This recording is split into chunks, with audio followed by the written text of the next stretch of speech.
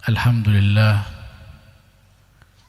kita bersyukur kepada Allah Subhanahu wa Ta'ala. Di malam hari ini, di bulan yang mulia ini, kita ditakdirkan oleh Allah Subhanahu wa Ta'ala, kita diarahkan, digerakkan badan kita ke tempat-tempat majelis-majelis yang di situ kita bisa menyambung ikatan kita dengan Rasulullah sallallahu alaihi wasallam. Majelis-majelis seperti inilah yang bisa membahagiakan hati Rasulullah SAW. Majelis-majelis seperti inilah yang insya Allah akan menjadi saksi bahwasanya kita di dunia, kita hidup di dunia untuk mencintai Rasulullah sallallahu alaihi wasallam. Yang kita muliakan bersama para habaib wa nahussu bidzikir Al-Habib Abdullah bin Alwi As-Saggaf, Al-Habib Ali bin Ja'far Al-Habshi, wa sahibul fadilah Al-Ustad Al-Habib Ahmad bin Hasan Ba'agil. Mudah-mudahan beliau-beliau ini diberi sehat walafiat, diberi panjang umur, sehingga bisa terus membimbing kita di jalan istiqamah. Amin ya rabbal alamin. Para asatid, para kiai, hadirin yang dirahmati oleh Allah, kita sebenarnya sekarang menghadiri majelis, membaca maulid, bahkan kita mengenal para habaib, mencintai anak cucu Rasulullah SAW. Ini adalah bentuk tahqiq, pembenaran. Kalau dikatakan kita sebagai umat Rasulullah, insya Allah kita termasuk umat Rasulullah. Tapi kita ingin ada hubungan nisbat yang kuat dengan Rasulullah SAW. Kita tidak ingin hanya sekedar tertulis sebagai umat Rasulullah, tapi kita ingin menjadi orang yang spesial di sisi Rasulullah SAW. Itu yang kita harapkan. Sebagaimana para sahabat Nabi SAW, mereka semua disebut sebagai sahabat Nabi semenjak mereka pertama kali bertemu dengan Rasulullah, beriman dengan Rasulullah, melihat Rasulullah. Semenjak itu mereka ditulis sebagai sahabat Rasulullah. Dan menjadi sahabat Rasulullah ini sudah cukup mulia, sudah cukup istimewa. Tapi mereka tidak merasa cukup. Mereka ingin punya nisbat khusus, ingin menjadi orang yang spesial di sisi Rasulullah SAW.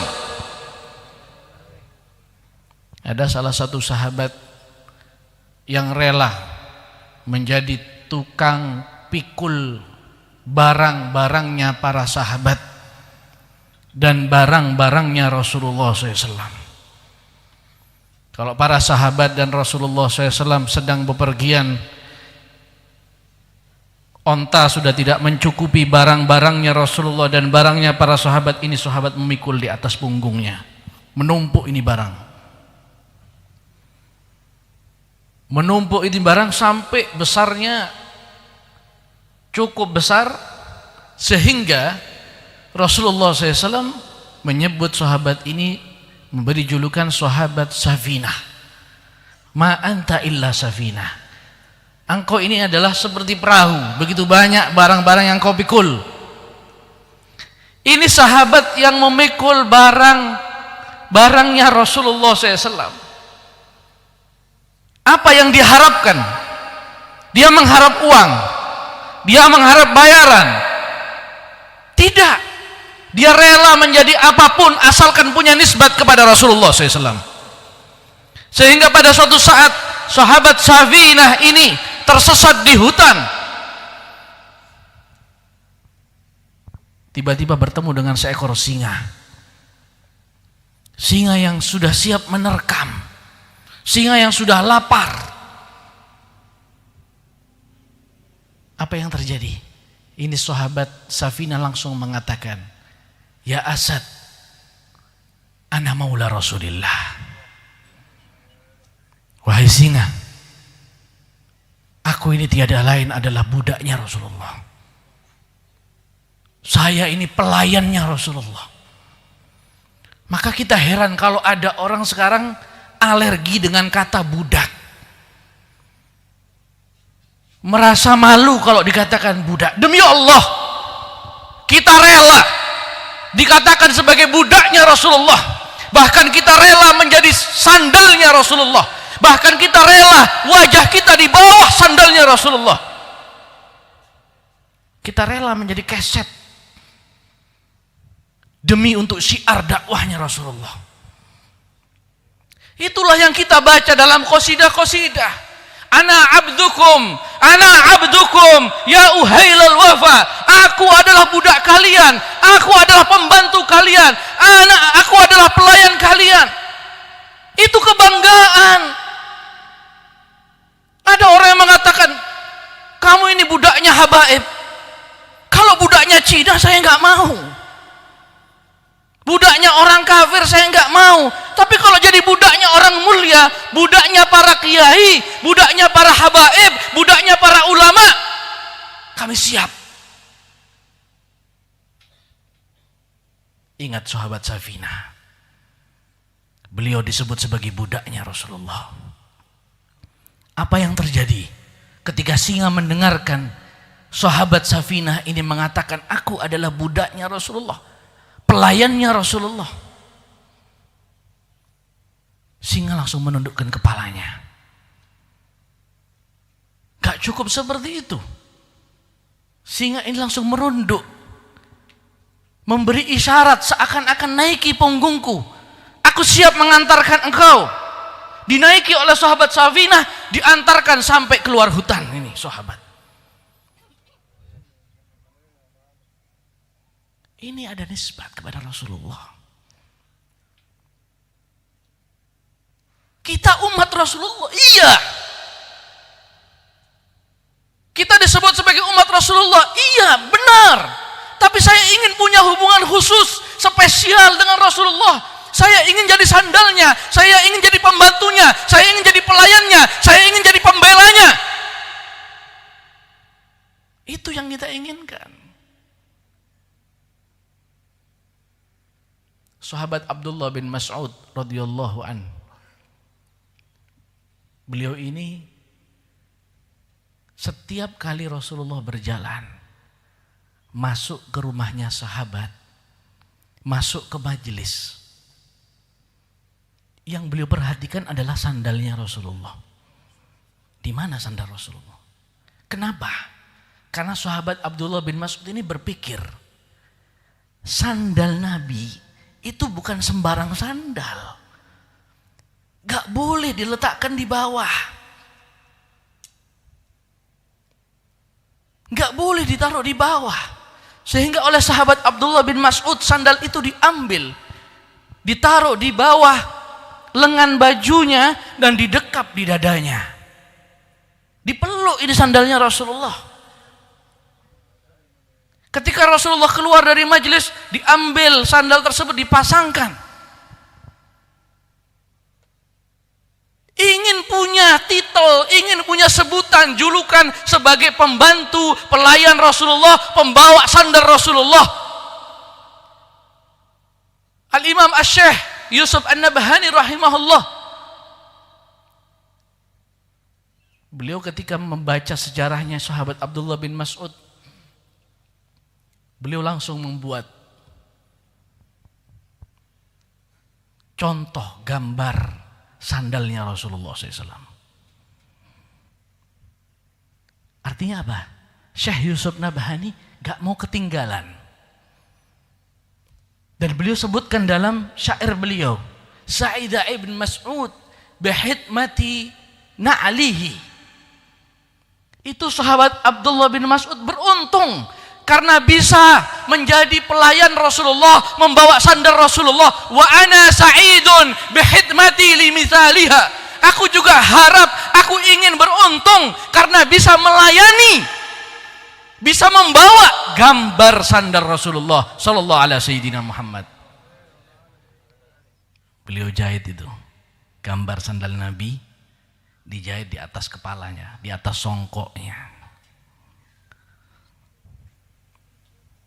di atas songkoknya, supaya beliau merasa kemana-mana selalu membawa sandalnya Rasulullah. Maka saya minta tolong, kita kalau membeli songkok kopiah yang ada gambar sandal Nabi, itu hati-hati yang ada terompahnya. Jangan dibawa masuk kamar mandi. Kalau kita mencuci, jangan mencuci di bawah, cuci sambil berdiri. Kalau menjemur, taruh di tempat yang tinggi. Itu butuh perawatan khusus. Itu bukan buat ke mall, bukan. Itu bukan buat untuk main-main. Bukan sehari-hari, enggak. Para ulama dulu dipakai waktu khusus. Waktu hadir majelis, waktu sholat, waktu baca sholawat, mereka memakai itu. Hadirin yang dirahmati oleh Allah. Di zaman Rasulullah SAW ada batu yang berserakan di kota Mekah. Batu yang gak mahal, bukan batu yang mulia, batu biasa. Gak dihiraukan oleh masyarakat Mekah. Ketika Rasulullah SAW sebelum diangkat oleh Allah menjadi Rasul, sebelum diutus oleh Allah, ini batu mengucapkan salam kepada Rasulullah.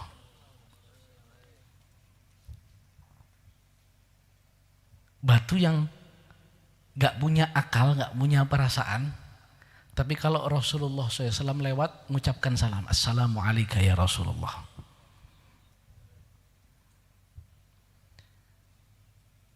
Para ulama membuat satu syair yang mengkisahkan tentang batu ini. Batu ini merasa bangga karena pernah mengucapkan salam kepada Rasulullah. Sehingga ada satu syair yang mengungkapkan bagaimana keadaan batu tadi. Batu tadi mengatakan begini. Anal hajarul musallimu kulla hinin ala khairil wara. Aku adalah batu yang setiap waktu, setiap saat mengucapkan salam kepada sebaik-baik manusia. Wa tilka maziyatun min fadli rabbi. Itu keistimewaan yang Allah berikan kepadaku. Khusistu biha wa innani minal hijarah. Walaupun aku adalah batu biasa, tapi aku pernah mengucapkan salam kepada Rasulullah. Kita punya kebanggaan apa sekarang? Kalau batu ini punya kebanggaan mengucapkan salam langsung kepada Rasulullah, apa yang kita banggakan sekarang? Apakah kita pernah mengorbankan jutaan harta kita, uang kita untuk Rasulullah sehingga mampu kita banggakan? Apakah kita pernah membela keluarga Rasulullah sehingga bisa kita banggakan? Apakah kita pernah membela sahabat Rasulullah sehingga kita bisa membanggakan itu nanti di hadapan Rasulullah? Apa yang kita banggakan? Hadirin yang dirahmati oleh Allah. Kalau kita hanya berhenti di pembacaan maulid saja, tapi tidak ada bertambah cinta dan membuktikan cinta, maka kita belum sampai ke mahabbah yang sebenarnya. Jangan pernah bangga. Kalau kita sudah membaca maulid terus menerus, kita jangan pernah merasa bangga dan pernah merasa melakukan sesuatu untuk Rasulullah. Kita harus introspeksi diri,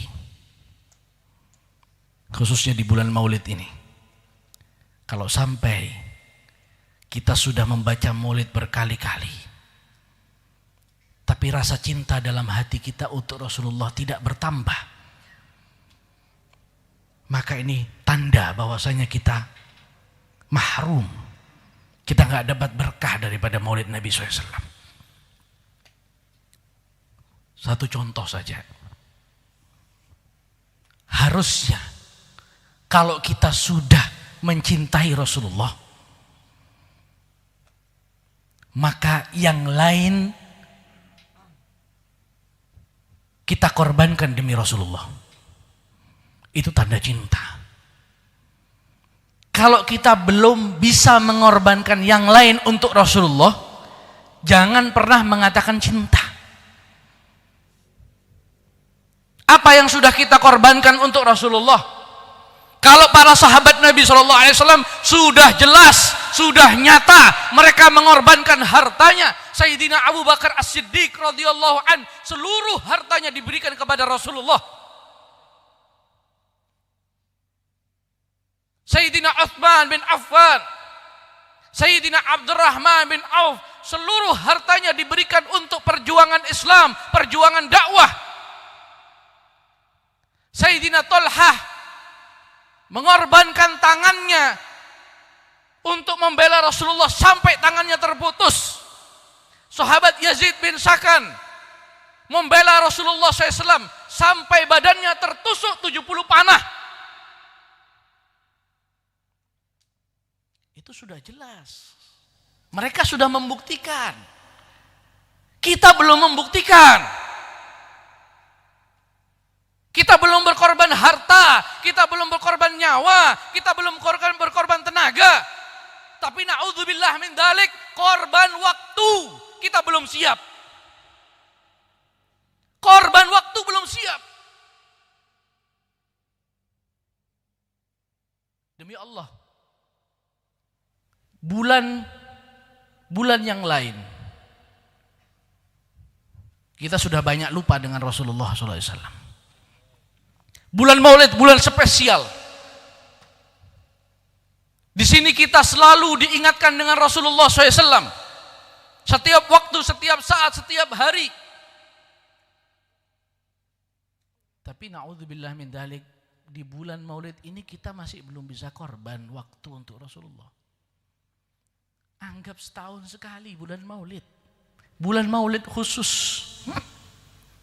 Dan khusus di acara maulid, khusus acara maulid. Acara maulid mungkin gak lebih dari 2 jam, 3 jam hadirin. Waktu kita 24 jam. Kita makan, minum, tidur, beraktivitas, bekerja. Maulid hanya 2 jam, 3 jam. Korbankan waktu ini khusus untuk Rasulullah. Masuk ke majelis, tinggalkan urusan dunia, ingatlah kepada Rasulullah. Tutup mata kita, panggil nama Rasulullah dalam hati, hadirkan Rasulullah dalam hati, resapi maulid Nabi, resapi sholawat kepada Nabi.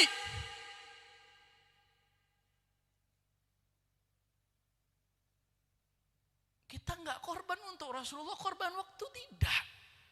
Di maulid Nabi, dibaca sejarah Nabi, yang di situ dikatakan Rasulullah SAW hadir. Ini yang ngomong wali. Al-Habib Ali bin Muhammad Al-Habsyi, Al-Imam Ad-Dibai. Rasulullah hadir. Ruhaniyahnya ada. Wal'iyadzubillah, kita masih belum bisa meninggalkan handphone. Masih mainan handphone. Masih mainan handphone. Masih buka WA, masih ngangkat telepon, Ini korban waktu 2 jam untuk Rasulullah. Silahkan kau main HP, silahkan kau main game, silahkan kau main medsos. Habiskan waktumu 24 jam. Tapi ini majelis suci, majelis bersih. Ini waktumu untuk Rasulullah. Sholawat kepada Rasulullah, munajat kepada Rasulullah. Jangan diganggu dengan urusan dunia. Itu sampah itu, handphone itu sampah.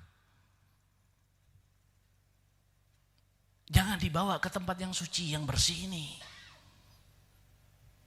Silahkan. Setelah pulang dari sini silahkan main HP. Apa ada yang penting urusannya melebihi urusan Rasulullah? Apa ada yang lebih penting daripada Rasulullah SAW?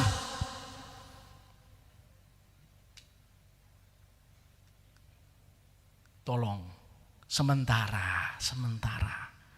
Jangan dibawa.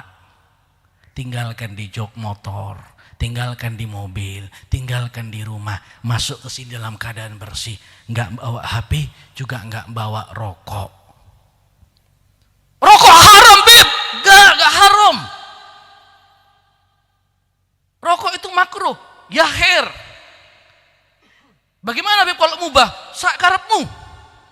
Sunnah, dasmu. Oh, no, rokok sunnah itu kondi. Silahkan yang merokok, silahkan merokok. Tapi ini jangan. Ini waktumu untuk Rasulullah. Al-Imam Al-Habib Ahmad bin Hasan Al-Attas radhiyallahu ta'ala anhu, beliau melihat secara langsung Rasulullah SAW akan masuk ke masjid, ke majelis. Tiba-tiba beliau nggak jadi masuk. Ditanyai oleh beliau Al-Habib Ahmad bin Hasan Al-Attas, wahai Rasulullah, kenapa kau nggak masuk? Di majelis itu ada salah satu orang yang bawa tembakau, bawa belum ngisep. Rasulullah nggak mau masuk. Maka hadirin yang dirahmati oleh Allah, mari kita tingkatkan mahabbah kita kepada Rasulullah SAW. Mari kita korbankan segala yang kita punya untuk Rasulullah SAW. Hadirin yang dirahmati oleh Allah, insya Allah jika kita terus menambah rasa cinta kepada Rasulullah, mendekatkan diri terus kepada Rasulullah SAW dengan selalu menghadiri majelis-majelis maulid, majelis-majelis ta'lim, sambil mengosongkan hati daripada dunia, mengingat sejarah Rasulullah, menghadirkan Rasulullah, insya Allah lambat laun Rasulullah SAW akan hadir. Rasulullah SAW akan hadir dalam mimpi kita, insya Allah. Rasulullah SAW akan hadir dalam mimpi kita. Harapan kita semua, ya Allah, ya Rabb, ya Allah, ya Rabb, ya Allah, ya Rabb, ya Allah, ya Rabb. Kami ingin, ya Allah, kami ingin, ya Allah, kami ingin, ya Allah, pertemukan kami dengan Rasulullah, pertemukan kami dengan Habibullah. Ya Allah, ya Rabb, malana a'mal, kami enggak punya ibadah, ya Allah. Malana ilim, kami enggak punya ilmu, ya Allah. Malana ibadah, kami enggak punya ibadah, ya Rabb. Ya Rabb, lana dzunub, kami punya dosa-dosa, ya Allah. Kami punya maksiat-maksiat yang banyak, ya Allah. Ya Allah, ya Rabb, makanan haram masuk ke perut kami, ya Allah. Makanan yang haram masuk ke perut kami, ya Allah. Mata kami memandang pandangan yang haram, ya Allah. Mendengarkan sesuatu yang haram, ya Allah. Ya Allah, ya Rabb, kami tidak pantas melihat Nabi Muhammad, ya Allah. Ya Allah, ya Rabb, jadikanlah kami pantas memandang wajah Nabi Muhammad, ya Allah. Bersihkan mata kami daripada maksiat, ya Allah. Bersihkan telinga kami daripada maksiat, ya Allah. Bersihkan perut kami daripada yang haram, ya Allah. Ya Allah, ya Rabb, ya Allah, ya Rabb. Rasulullah adalah manusia yang suci, ya Allah. Kami manusia yang kotor, ya Allah. Tidak mungkin manusia yang suci bertemu dengan manusia yang kotor, ya Allah. Maka bersihkanlah kotoran kami, ya Allah. Bersihkan kotoran maksiat kami, ya Allah. Bersihkan kotoran dosa kami, ya Allah. Sehingga kami pantas bertemu dengan Rasulullah. Ya Allah, ya Rabb, ya Allah, ya Rabb. Di akhir umur kami, ya Allah. Di akhir umur kami, ya Allah. Di akhir umur kami, ya Allah. Cabut nyawa kami, ya Allah, dalam keadaan husnul khatimah, ya Allah. Akhiri usia kami dengan la ilaha illallah Muhammadur Rasulullah sallallahu alaihi wasallam. Ahyina 'alaiha ya hayy, ahyina 'alaiha ya hayy, ahyina 'alaiha ya hayy. Hidupkan kami ya Allah dengan la ilaha illallah Muhammadur Rasulullah. Wa amitna 'alaiha wa amitha 'alaiha ya mumit. Matikan kami ya Allah dalam mengucapkan la ilaha illallah Muhammadur Rasulullah, la ilaha illallah Muhammadur Rasulullah, la ilaha illallah Muhammadur Rasulullah sallallahu alaihi wasallam. Wa ba'atsna 'alaiha ya ba'its wanfa'na warfa'na biha yawma la yanfa'u malun wala banun illa man atallaha biqalbin salim. Subhana rabbika rabbil izzati amma yasifun wa salamun alal mursalin walhamdulillahi rabbil alamin.